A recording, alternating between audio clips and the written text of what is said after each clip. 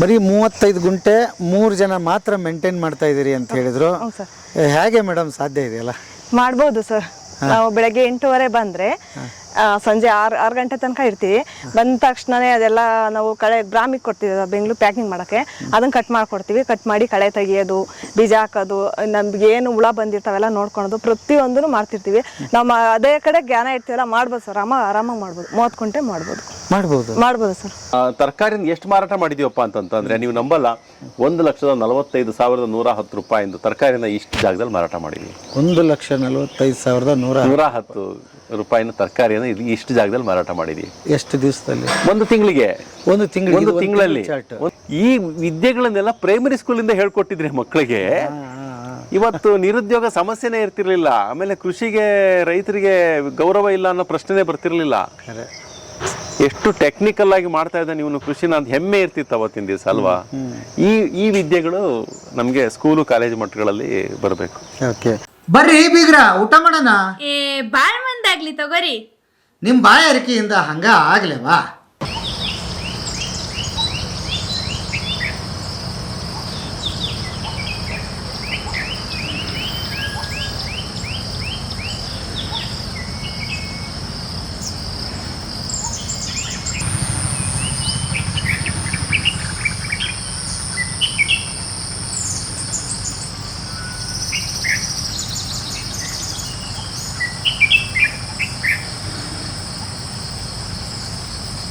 ಮತ್ತು ಮುಂದುವರೆದ ಪ್ರಶ್ನೆ ಏನು ಅಂತಂದ್ರೆ, ಹೈನೋದ್ಯಮದ ಜೊತೆ ಒಂದು ತರಕಾರಿ ತೋಟವನ್ನ ಹೇಗೆ ನಿರ್ವಹಣೆ ಮಾಡಿ ಕಡಿಮೆ ಸಮಯದಲ್ಲಿ, ಯಾಕಂದ್ರೆ ನಮ್ಗೆ ಅಷ್ಟು ಹೇಳ್ಬಿಟ್ಟಿದ್ದೀರಿ, ನಿನ್ನೆ ಟಾಸ್ಕ್ ಕೊಟ್ಬಿಟ್ಟಿದ್ದೀರಿ, ಇವೆಲ್ಲ ಸಾಕ್ಬೇಕು ನೀವು ಅಂತ. ಅದ್ರ ಜೊತೆಗೆ ತೋಟ ಹೆಂಗ್ ಮಾಡೋದು ಅಂತ ಇದು ಒಂದು ವರ್ಟಿಕಲ್ ಅಂದರೆ ತರಕಾರಿ ಹೈನೋದ್ಯಮದ ಜೊತೆಗೆ ತರಕಾರಿಯನ್ನು ಬೆಳ್ಕೊಂಡು ಅದರಲ್ಲಿ ಒಂದು ಸ್ವಲ್ಪ ಆದಾಯವನ್ನು ಗಳಿಸೋದು ಒಂದು ಚಟುವಟಿಕೆ. ಆದರೆ ಪರ್ಟಿಕ್ಯುಲರ್ ಆಗಿ ತರಕಾರಿ ಬಗ್ಗೆನೇ ನಮ್ಮ ಹತ್ರ ಏನಾದರೂ ಡೇಟಾ ಕೇಳಿದ್ರೆ ಹಾಗೆ ಹೇಗೆ ಹೇಳ್ತೀರಾ, ಇದನ್ನು ಹೇಗೆ ಲಾಭದಾಯಕ ಅಂತ ಹೇಳ್ತೀರಾ ಅನ್ನೋದಕ್ಕೆ ನಾವು ಇಲ್ಲೊಂದು ಮಾಡಲ್ ಮಾಡಿದ್ವಿ. ಪ್ರಾರಂಭದಲ್ಲಿ ಮಾಡಿದಂಥ ಒಂದು ಮಾಡಲ್ ಇದು. ಇವಾಗ ನೀವೇನು ಈ ಕಡೆ ನಾವು ಇಲ್ಲಿ ಎಂಟರ್ ಆಗ್ತಾ ಇದೀವಲ್ವಾ, ಇದು ಸೊ ಇದು ಒಟ್ಟು 35 ಗುಂಟೆ ಎಷ್ಟು ಜಾಗ? 35 ಗುಂಟೆ ಅಂದರೆ 1 ಎಕರೆನೂ ಇಲ್ಲ, 1 ಎಕರೆಗಿಂತ 5 ಗುಂಟೆ ಕಮ್ಮಿ ಇರತಕ್ಕಂಥ ಒಂದು ಜಾಗ. ಈ ಪ್ರದೇಶದಲ್ಲಿ ಮೊದಲನೇ ನಾವು ಇದನ್ನ ತರಕಾರಿ ಬಗ್ಗೆ ನಾವು ಏನು ಸಂಶೋಧನೆಯನ್ನ ಮಾಡೋಕೆ ಶುರು ಮಾಡಿದ್ದು ಈ ಪ್ಲಾಟ್ ಅಲ್ಲೇನೆ. ಸೊ ಇದರಲ್ಲಿ 3 ವಿಭಾಗಗಳನ್ನಾಗಿ ನಾವು ಮಾಡಿದೀವಿ.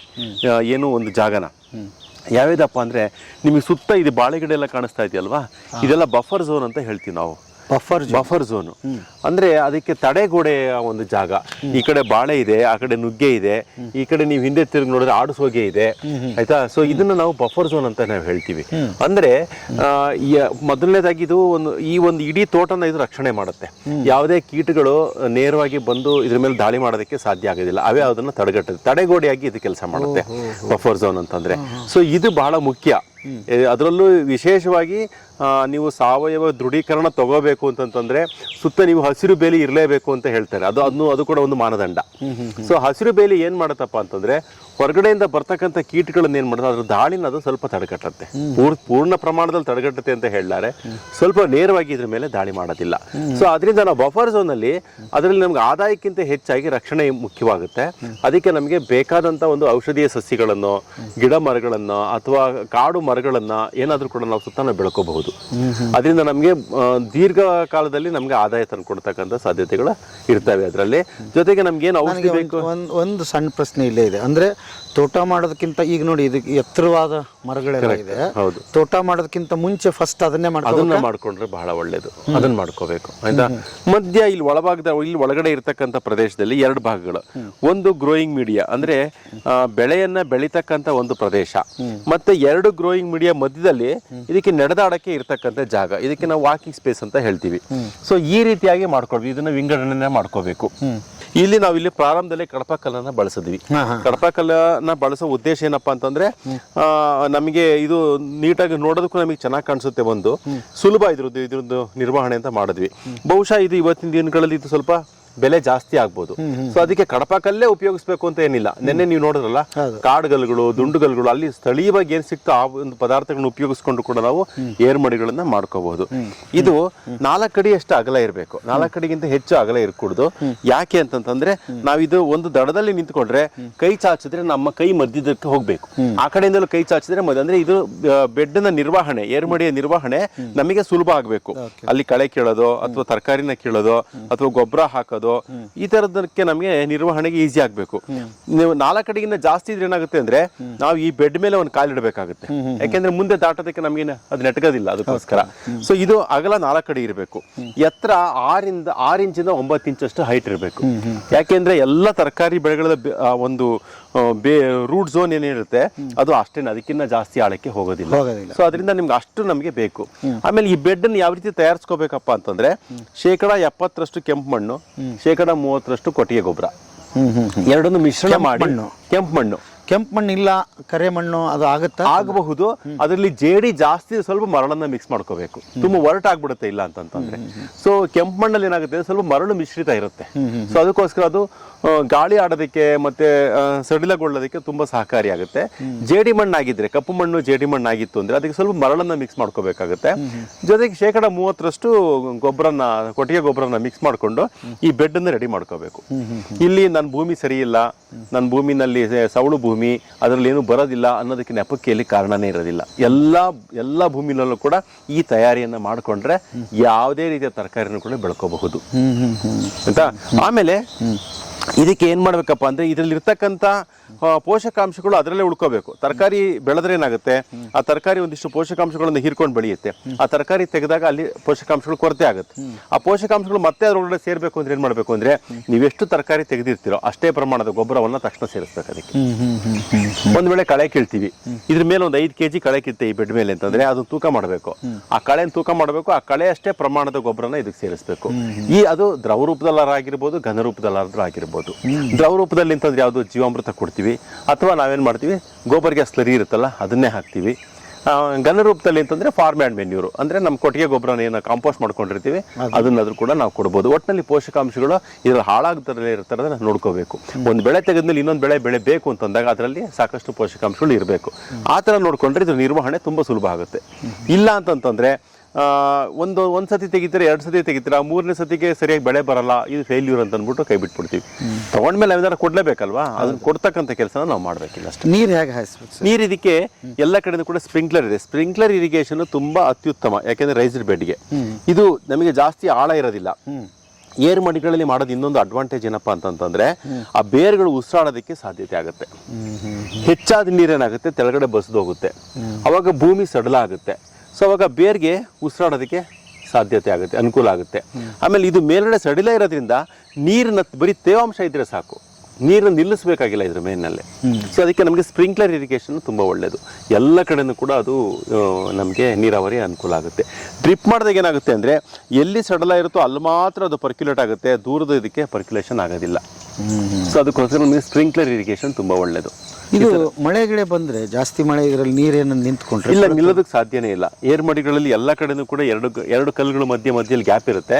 ಹೆಚ್ಚಾದ ನೀರೇನಾಗುತ್ತೆ, ಹೌದು, ಹೆಚ್ಚಾದ ನೀರೇನಾಗುತ್ತೆ ಆಚೆ ಹೊಟ್ಟೋಗುತ್ತೆ. ಮಳೆ ಬಂದ್ರೂ ಕೂಡ ಏನು ತೊಂದರೆ ಆಗೋದಿಲ್ಲ. ನೋಡಿ, ನಿನ್ನೆ ಒಳ್ಳೆ ಮಳೆ ಬಂದಿದೆ, ಯಾವ್ದ್ರ ಮೇಲೂ ನಿಮ್ಗೆ ನೀರು ಕಾಣಿಸ್ತಾ ಇಲ್ಲ. ಅದೇ ನೀವು ಸಂಕನ್ ಬೆಡ್ ಅಂತ ಕರಿತೀವಿ, ಅಂದ್ರೆ ಇದು ಏರ್ ಮಡಿ ಹೈಟ್, ಇದ್ರ ಆಪೋಸಿಟ್ ಅಂದ್ರೆ ಭೂಮಿ ಅಲ್ಲಿ ಮುಂದೆ ತೋರಿಸ್ತೀನಿ ನಿಮ್ಗೆ, ಭೂಮಿಯ ತಳಭಾಗದಲ್ಲಿ ಬೆಡ್ ಮಾಡ್ಕೊಳ್ತಕ್ಕಂಥದ್ದು, ಅದರಲ್ಲಿ ನಮ್ಗೆ ನೀರು ನಿಲ್ತಕ್ಕಂಥ ಸಾಧ್ಯತೆ ಜಾಸ್ತಿ ಇರುತ್ತೆ. ಸೊ ಆದ್ರೆ ಅದು ತುಂಬಾ ಉಷ್ಣ ಪ್ರದೇಶದಲ್ಲಿ ಮತ್ತೆ ಬೇಸಿಗೆನಲ್ಲಿ ನಮಗೆ ಆ ಸಂಕನ್ ಬೆಡ್ ಸಹಾಯ, ಯಾಕೆಂದ್ರೆ ಅದು ನೀರನ್ನ ಹಿಡಿದಿಟ್ಕೊಳ್ಳುತ್ತೆ ಸ್ವಲ್ಪ. ಇದರಲ್ಲಿ ನಮ್ಗೆ ಡಿಸ್ಅಡ್ವಾಂಟೇಜ್ ಏನಪ್ಪಾ ಅಂತಂದ್ರೆ, ಬೇಸಿಗೆನಲ್ಲಿ ನೀರಿನ ನಿರ್ವಹಣೆ ಕಷ್ಟ, ಅಂದ್ರೆ ಎಷ್ಟು ನೀರು ಕೊಟ್ಟರು ಕೂಡ ಸಾಕಾಗೋದಿಲ್ಲ, ಹಂಗಾಗಿರೋದ್ರಿಂದ. ಆದ್ರೆ ಇಳುವರಿ ಅದಕ್ಕೆ ಹೋಲಿಸ್ಕೊಂಡ್ರೆ ಇದ್ರ ಇಳುವರಿ ತುಂಬಾ ಚೆನ್ನಾಗಿ ಬರುತ್ತೆ. ಎಚ್ಚರಿಕೆಯಿಂದ ನಿರ್ವಹಣೆ ಮಾಡಿದ್ರೆ ಖಂಡಿತ ಇದು ಸಂಕನ್ ಬೆಡ್ಗಿಂತ ಇದು ತುಂಬಾ ಅತ್ಯುತ್ತಮ.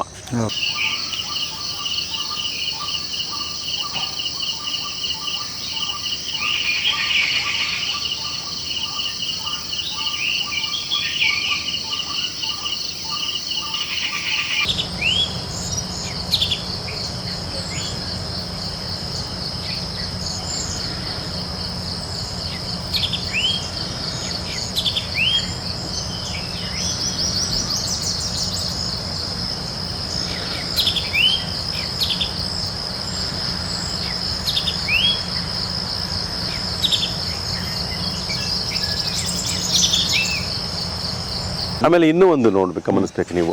ನಾನು ಹೇಳ್ತಾ ಇರ್ತೀನಿ ಅವಳನ್ನೇ, ಈಗ ಫರ್ಗಾಟನ್ ಫುಡ್ ಅಂತ ಕೆಲವೊಂದಿಷ್ಟು ಸೊಪ್ಪುಗಳು ನಾನು ನಿಮ್ಗೆ ಹೇಳಿದೆ. 4 ಥರದ ಸೊಪ್ಪು ಮಾತ್ರ ಇವತ್ತಿನ ದಿವಸ ನಾವು ಮಾರ್ಕೆಟಲ್ಲಿ ನೋಡ್ತೀವಿ ಅಂತ.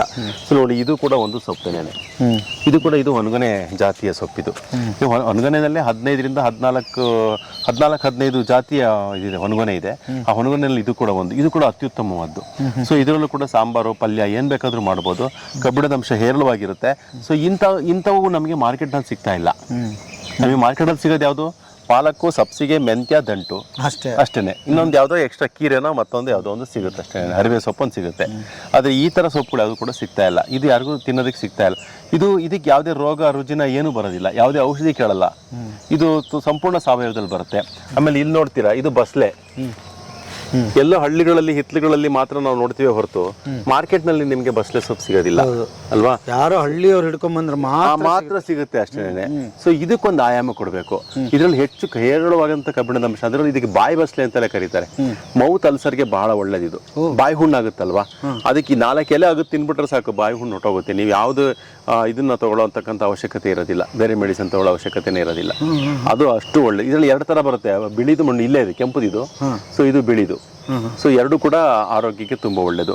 ನೋಡಿ, ಇದು ನೆಲಬಸ್ಲೆ ಅಂತ ಈ ಗಿಡ, ಆಯ್ತಾ? ಸೊ ಇದು ಕೂಡ ಇದ್ರ ಜಾತಿನೇ.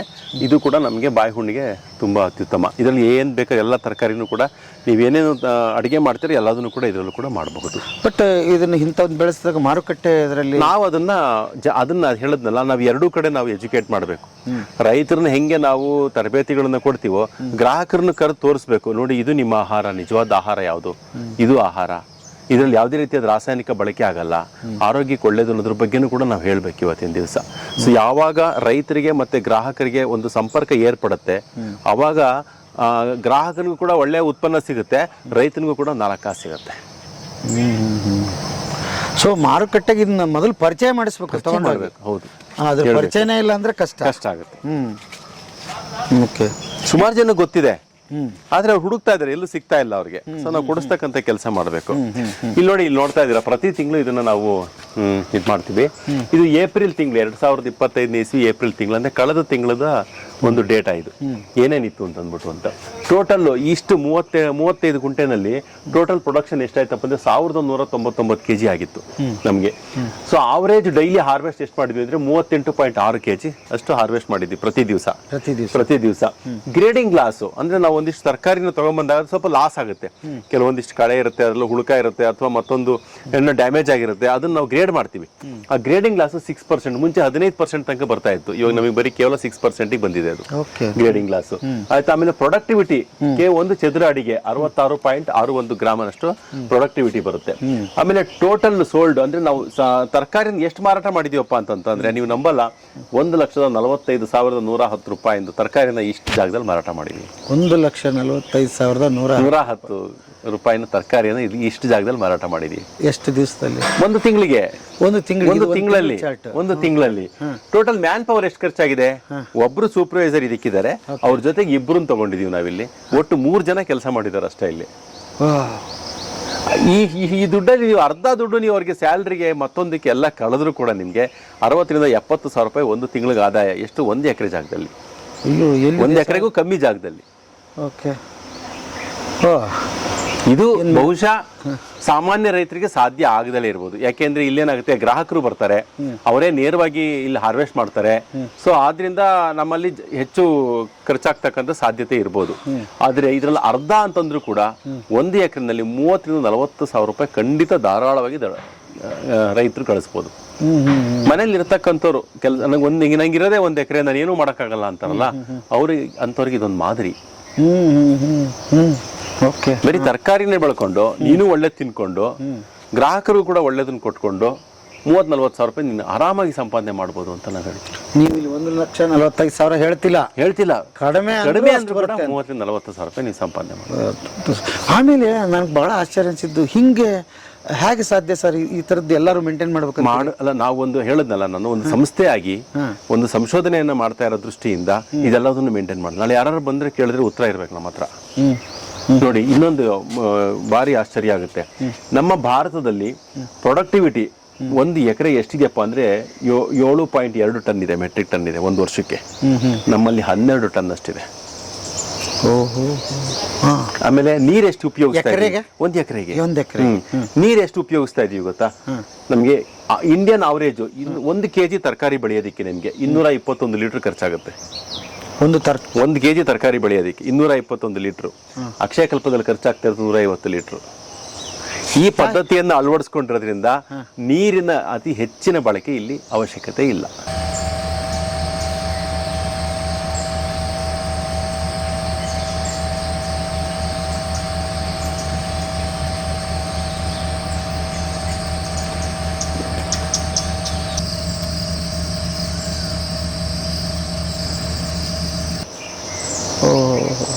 ಹ್ಯಾಕ್ ಕಡಿಮೆ ಮಾಡಿದ್ರಿ ಇದು? ಈಗ ನಾವೇನ್ ಮಾಡ್ತೀವಿ, ಹಾಯಿಸ್ತಾರೆ ತರಕಾರಿ ಬೆಳಿಬೇಕಾದ್ರೆ ಏನ್ ಮಾಡ್ತಾರೆ, ಅದನ್ನ ಹಾಯಿಸ್ತಾರೆ ನೀರ್ನ ಅಲ್ವಾ. ಸೊ ಅದ್ರ ಮೇಲೆ ಅನವಶ್ಯಕವಾಗಿ ಅದ್ರ ಮೇಲೆ ನೀರ್ ನಿಲ್ಲಿಸ್ತಾರೆ. ಅದಕ್ಕೆ ಬೇಕಾದಕ್ಕಿಂತ ಹೆಚ್ಚು ನೀರು ಏನಾಗುತ್ತೆ, ಕೆಳಗಡೆ ಎಲ್ಲ ಡ್ರೈನ್ ಆಗಿ ಹೋಗುತ್ತೆ. ಇಲ್ಲಿ ನಾವು ಇಲ್ಲಿ ಸ್ಪ್ರಿಂಕ್ಲರ್ ಮುಖಾಂತರ ಬರೀ ತೇವಾಂಶನ ನಾವು ಮೇಂಟೈನ್ ಮಾಡೋದ್ರಿಂದ ನಮಗೆ ಬರೀ 150 ಲೀಟರ್ ಸಾಕು 1 kg ತರಕಾರಿಯನ್ನು ಬೆಳೆಯೋದಕ್ಕೆ. ಎಲ್ಲದಕ್ಕೂ ಕೂಡ ನಮ್ಮಲ್ಲಿ ಮೀಟರ್ ಇದೆ, ಲಗೆ ಇದಿದೆ, ಗೇಜ್ ಇದೆ, ಲೆಕ್ಕ ಇದೆ. ಅದನ್ನ ಹಾಕಿ ನೋಡಿದ್ರೆ ಖಂಡಿತ ನೀರು ಅಳತೆ ಮಾಡಿ. ಹೌದೌದು. ಅಲ್ಲಿ ನಾವು ಇಲ್ಲಿ ಇದಕ್ಕೆ ಅಂತಲೇ ಒಂದು 5,000 ಲೀಟರ್ದು ಟ್ಯಾಂಕ್ ಇಟ್ಬಿಟ್ಟಿದೀವಿ. ಅದ್ರ ಮುಖಾಂತರ ಎಷ್ಟು ಖರ್ಚಾಯ್ತು ಅಂತ ನಮಗೆ ಗೊತ್ತಾಗೋಗುತ್ತೆ. ನೀರು ಒಂದು ತಿಂಗಳಲ್ಲಿ ಎಷ್ಟು ಲೀಟರ್ ಖರ್ಚಾಗಿದೆ ಇದಕ್ಕೆ ಅಂತ. ನೀವು ಬೆಳಗ್ಗೆ ಅದು ಈರುಳ್ಳಿ ಇದ್ ಮಾಡಿ ಅಲ್ಲಿ ಟ್ಯಾಂಕ್ಗಳು ಇಟ್ಟಿದೀವಲ್ಲ ನಾವು, ಅದರಲ್ಲಿ ಒಂದು ಟ್ಯಾಂಕ್ ಇದಕ್ಕೋಸ್ಕರ ಇರ್ತಕ್ಕಂಥದ್ದು. ನೋಡಿದ್ರಲ್ಲ ನೀವು ಹಾಗೆ. ಸೂಪರ್. ಇದೆಲ್ಲ ಡೈಲಿ ಆಕ್ಟಿವಿಟೀಸ್ ಏನೇನ್ ಮಾಡ್ತೀವಿ ಅಂತ ಆಯ್ತಾ. ವೀಡಿಂಗ್ ಅಂದ್ರೆ ಕಳೆ ತೆಗಿತಕ್ಕಂಥ ಕೆಲಸ ದಿವಸ ಮಾಡಬೇಕು. ಅಪ್ಲಿಕೇಶನ್ ಆಫ್ ಮೆನ್ಯೂರ್ ನಾನು ಹೇಳಿದೆ, ಎಷ್ಟು ನೀವು ಹಾರ್ವೆಸ್ಟ್ ಮಾಡ್ತೀರೋ ಅಷ್ಟು ಗೊಬ್ಬರನ ಅದಕ್ಕೆ ಸೇರಿಸಬೇಕು, ಅದನ್ನು ಕೂಡ ಪ್ರತಿ ದಿವಸ ಮಾಡಬೇಕು. ಆಮೇಲೆ ಸಾಯಲ್ ಅದನ್ನ ಮಣ್ಣನ್ನ ನಾವು ತಯಾರಿ ಮಾಡ್ಕೊಳ್ತಕ್ಕಂಥದ್ದು. ಹೊಸದೊಂದು ಬೆಡ್ ಮಾಡಬೇಕು ಅಂದ್ರೆ ಅದಕ್ಕೆ ತಯಾರಿ ಮಾಡ್ಕೊಳ್ತಕ್ಕಂಥ ಕೆಲಸನ ಅದನ್ನ ನಾವು ಮಾಡಬೇಕು. ಆಮೇಲೆ ಸೀಡ್ ಸೋಯಿಂಗ್ ಪ್ರತಿ ದಿವಸ ಬೀಜ ಹಾಕುವಂತ ಕೆಲಸ ಇರುತ್ತೆ. ಯಾವ್ದಾದ್ರು ಒಂದು ಬೆಡ್ ಖಾಲಿ ಆಗುತ್ತೆ, ಆ ಬೆಡ್ಗೆ ನಾವು ಪ್ರತಿ ದಿವಸ ಬೀಜ ಹಾಕ್ಬೇಕು. ಈ ತರ ಆಕ್ಟಿವಿಟೀಸ್ ಮಾಡ್ತಾ ಇದ್ರೆ ನಮ್ಗೆ ರೊಟೀನ್ ಅಂದ್ರೆ ನಮ್ಗೆ ನಮ್ಮ ಆದಾಯ ಏನಿದೆ ಸ್ಥಿರವಾಗಿ ಸಿಗ್ತಾ ಇರುತ್ತೆ. 1 ತಿಂಗಳು ಸೋಯಿಂಗ್ ಮಾಡೋದು ಸುಮ್ಮನೆ ಕೂತ್ಕೊಂಡ್ಬಿಡೋದು, ಇನ್ನೊಂದು ಅದು ಮತ್ತೆ ಬರೋ ತನಕ ಕಾಯ್ಬೇಕು, ಅಲ್ಲಿ ತನಕ ಅವ್ನಿಗೆ ಆದಾಯ ಇಲ್ಲ. ಹಾಗಲ್ಲ, ಪ್ರತಿ ದಿವಸ ಸೋಯಿಂಗ್ ಇರುತ್ತೆ, ಪ್ರತಿ ದಿವಸ ಹಾರ್ವೆಸ್ಟಿಂಗ್ ಇರುತ್ತೆ. ಆ ತರ ಇರಬೇಕು. ಅಪ್ಲಿಕೇಶನ್ ಆಫ್ ಸ್ಲರಿ ಅಂದ್ರೆ ಗೋಬರ್ ಗ್ಯಾಸ್ ಸ್ಲರಿ ಇದೆಯಲ್ಲ, ಅದನ್ನು ಕೂಡ ಪ್ರತಿ ದಿವಸ ಯಾವ್ದಾದ್ರು ಒಂದು ಬೆಡ್ಗೆ ಅವಶ್ಯಕತೆ ಇದ್ದೇ ಇರುತ್ತೆ. ಇವ್ರು 3 ಜನ ಏನ್ ಕೆಲಸ ಮಾಡ್ತಾರೆ ಅಂತ ಅದ್ರ ಬಗ್ಗೆ ಹೇಳ್ತಾ ಇರೋದು ಆಯ್ತಾ. ಹಾರ್ವೆಸ್ಟಿಂಗ್ ಆಫ್ ವೆಜಿಟೇಬಲ್ಸ್ ಪ್ರತಿ ದಿವಸ ಇದರಲ್ಲಿ ಹಾರ್ವೆಸ್ಟ್ ಇದೇ ಇರುತ್ತೆ.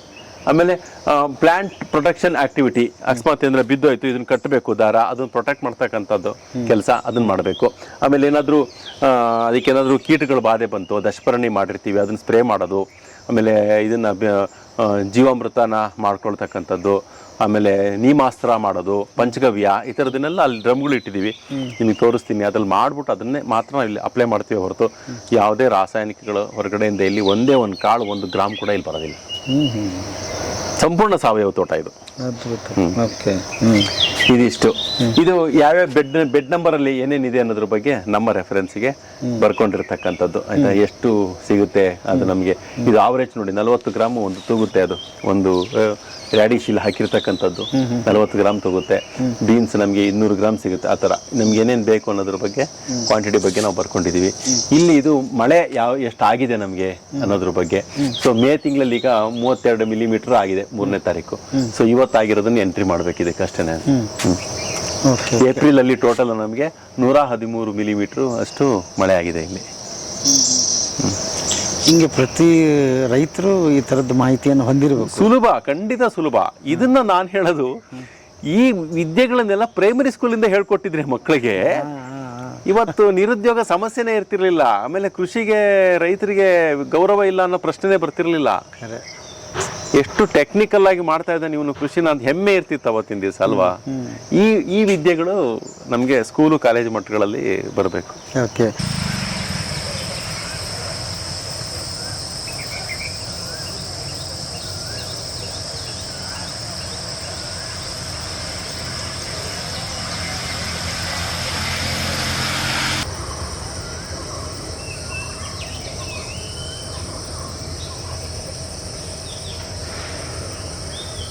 ಈಗ ಇನ್ನೊಂದು ಪ್ರಶ್ನೆ ಬರುತ್ತೆ ಸರ್, ಇಷ್ಟೆಲ್ಲ ಆಗೋದಕ್ಕೆ ಮೂಲ ಬೀಜ ಚೆನ್ನಾಗಿರ್ಬೇಕು. ಹೌದು. ಈಗ ನೀವೇ ಹೇಳಿದ್ರಿ ಕೆಮಿಕಲ್ ಹಾಕಿರೋದು ಏನಾದ್ರು ಬೀಜ ತಂದು ಹಾಕ್ಬಿಟ್ರೆ ಅದೇ ಗುಣಗಳು ಅದಕ್ಕೆ ಬರುತ್ತಾ? ಹೌದು. ಕೆಮಿಕಲ್ ಟ್ರೀಟ್ ಆಗಿರ್ತಕ್ಕಂಥ ಬೀಜಗಳನ್ನ ಯಾವುದೇ ಕಾರಣಕ್ಕೂ ಬಳಸಬಾರ್ದು. ಬೀಜಗಳನ್ನ ಅವರೇ ತಯಾರಿ ಮಾಡ್ಕೋಬೇಕು. ಹಾಗೆ ಈಗ ಮೊದಲನೇ ಕ್ರಾಪ್ ಹಾಕೋದಕ್ಕೆ ಏನಾಗಿದೆ, ನಮಗೆ ಇನ್ನೊಂದು ಮೈಸೂರಿನಲ್ಲಿ ಸಹಜ ಸಮೃದ್ಧ ಅಂತ ಇದೆ. ಅವರು ನಾಟಿ ಬೀಜಗಳನ್ನ ದೇಶಿ ಬೀಜಗಳನ್ನ ಜಾಸ್ತಿ ಅದಕ್ಕೆ ಒತ್ತು ಕೊಡ್ತಾರೆ. ಬೀಜ ಬ್ಯಾಂಕ್ಗಳನ್ನ ಮಾಡ್ಕೊಂಡ್ರೆ ರೈತರಿಗೆ ಕೊಟ್ಬಿಡ್ತಾರೆ, ನೀವು ಇದನ್ನ ಬೀಜ ನಾವು ನಿಮ್ಮ ಹತ್ರ ಪರ್ಚೇಸ್ ಮಾಡ್ತೀವಿ, ಬೀಜನ ಇದನ್ನ ಮಾಡ್ಕೊಡಿ ಅಂತ ಅಂದ್ಬಿಟ್ಟು ಅಂತ. ಸೊ ಅಲ್ಲಿಂದ ಕೊಂಡ್ಕೊಂಡು ನಾಟಿ ಬೀಜಗಳನ್ನ ಅವರು ಪ್ರಾರಂಭ ಮಾಡ್ಬೋದು. ತದನಂತರದಲ್ಲಿ ಅವರೇ ಬೀಜಗಳನ್ನ, ನೀವು ನೆನ್ನೆ ದಂಟು ನೋಡಿದ್ರಲ್ಲ, ನಾವೇ ಬೀಜ ರೆಡಿ ಮಾಡ್ಕೊಳ್ತೀವಿ. ಇದು ಬೀಜ ಬ್ಯಾಂಕ್, ಇಲ್ಲಿ ಇಟ್ಕೊಂಡಿದೀವಿ ಒಂದಿಷ್ಟು, ನಾವು ಇಲ್ಲೇ ತಯಾರು ಮಾಡಿರ್ತಕ್ಕಂಥ ಬೀಜನ ಈ ರೂಮ್ ನಲ್ಲಿ ಶೇಖರಣೆ ಮಾಡಿ ಇಟ್ಕೊಂಡಿದೀವಿ. ಏನೇನ್ ಬೀಜ ಬೇಕೋ ಇಲ್ಲಿಂದಲೇ ತಗೊಂಡು ಅದನ್ನ ನಾವು ನಾಟಿ ಮಾಡ್ತೀವಿ. ಅಂದ್ರೆ ಈಗ ಮೊದಲನೇ ಬಿತ್ತನಲ್ಲ, ಒಂದಿಷ್ಟು ಬೀಜಕ್ಕೂ ಮಾಡ್ಕೋಬೇಕು. ಹೌದು, ಬೀಜಕ್ಕೆ ಇಟ್ಕೊಳ್ಳೇಬೇಕು, ಅದಕ್ಕೆ ಇಂಪಾರ್ಟೆನ್ಸ್ ಕೊಡ್ಲೇಬೇಕು. ನಾವು ಬೀಜಕ್ಕೋಸ್ಕರ ಯಾವ ಅಂಗಡಿ ಮುಂದೆ ಕ್ಯೂ ನಿಂತ್ಕೋಬಾರ್ದು.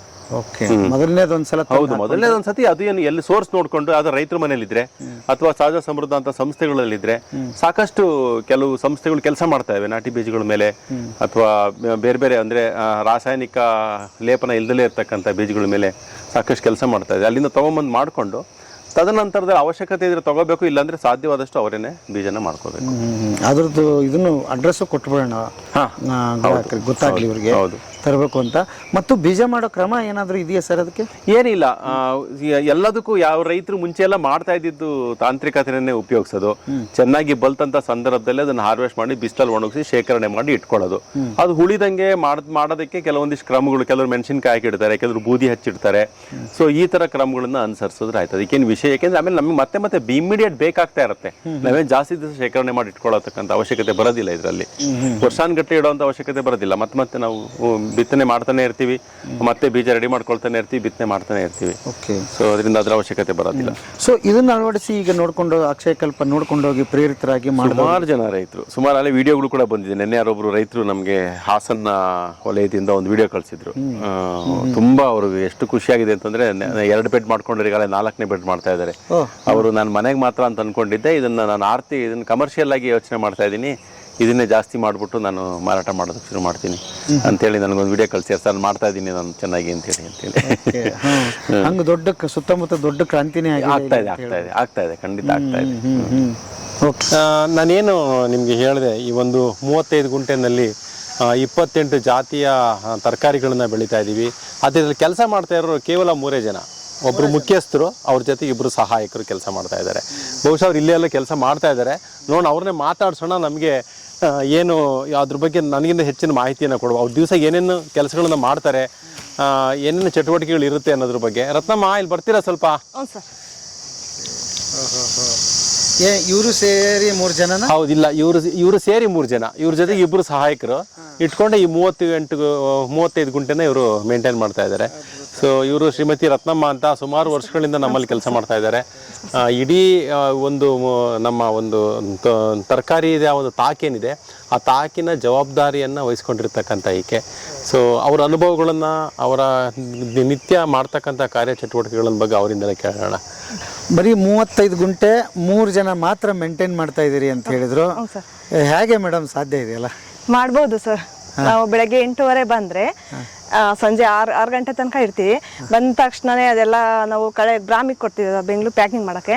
ಅದನ್ನ ಕಟ್ ಮಾಡ್ಕೊಡ್ತೀವಿ. ಕಟ್ ಮಾಡಿ ಕಳೆ ತೆಗಿಯೋದು, ಬೀಜ ಹಾಕೋದು, ನಮ್ಗೆ ಏನು ಹುಳ ಬಂದಿರ್ತಾವೆಲ್ಲ ನೋಡ್ಕೊಳೋದು, ಪ್ರತಿಯೊಂದನ್ನು ಮಾಡ್ತಿರ್ತೀವಿ. ನಾವು ಅದೇ ಕಡೆ ಜ್ಞಾನ ಇರ್ತೀವಲ್ಲ, ಮಾಡ್ಬೋದು ಸರ್. ಆರಾಮಾಗಿ ಮಾಡ್ಬೋದು. 30 ಗುಂಟೆ ಮಾಡ್ಬೋದು ಸರ್. ಓಕೆ.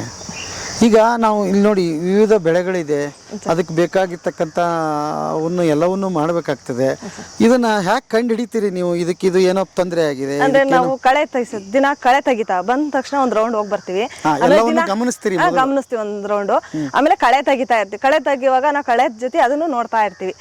ಇದು ಏನಾಗೈತೆ, ರೋಗ ಬಂದೈತಾ, ಕಿತ್ತಾಕ್ಬೋದಾ, ಅದೇ ಆ ತರದೆಲ್ಲ ಗಮನಿಸ್ತೀವಿ. ಜಾಸ್ತಿ ರೋಗ ಬಂದ್ರೆ ಕಿತ್ತಾಕ್ತಿಲ್ಲ ಅಂದ್ರೆ ಮಾಮೂಲಿ ನಾವು ದಶಪಣ್ಣಿ ಅವ್ನು ನೋಡ್ಕೊಂಡು ಕಮ್ಮಿ ಮಾಡ್ಕೊಂತೀವಿ ಸರ್. ನಾವು ಗಮನಿಸ್ತಾ ಇರ್ತೀವಿ ಯಾವಾಗ್ಲೂ ನಾವು. ಒಟ್ಟು ಈ ತರದ್ದು ಎಷ್ಟು ಬೆಡ್ಗಳಿದೆ ಇಲ್ಲಿ? 48 ಬೆಡ್ ಇದೆ ಸರ್. 48.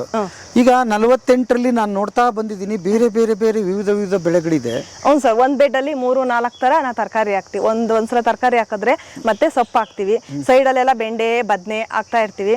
ಯಾವ್ದು ಒಂದ್ ಬೆಳೆ ಬರೀ ಕ್ಯಾರೆಟ್ ಬಿಟ್ಟು ಹಾಕಿದ್ರೆ ಮಧ್ಯೆ ಹಸುಗೆ 2-3 ಸಲ ಸೊಪ್ಪು ತಗೊಂಡಿರ್ತೀವಿ. ಒಂದೇ ತರದ್ ಯಾವ್ದು ಹಾಕಲ್ಲ ಸರ್. 3-4 ತರ ಹಾಕ್ತಾ ಇರ್ತೀವಿ. ಅದಕ್ಕೆ ಒಂದೇ ತರ ಎನಿ ಟೈಮ್ ಖಾಲಿ ಆದ ತಕ್ಷಣ ಮತ್ತೆ ರೆಡಿ ಸಿಗ್ಬೇಕು ಸರ್ ನಮ್ಗೆ. ಆ ತರ ಯಾವ್ದು ಖಾಲಿ ಆಗ್ಬಾರ್ದು, ಆ ತರ.